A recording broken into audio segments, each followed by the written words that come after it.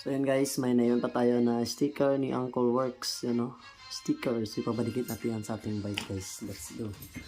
So may naisip na ako guys kung saan ko siya lalagay dito. Kung siya lalagay guys.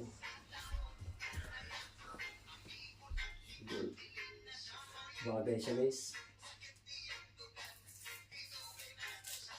So, padikit natin guys. Bagay siya. Tanggalin natin yung attitude niya.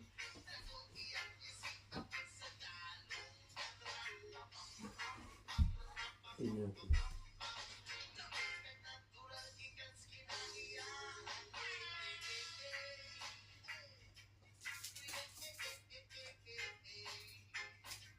Tatakpan natin yung original na sticker. Papalitan natin yung sticker natin guys. Yun.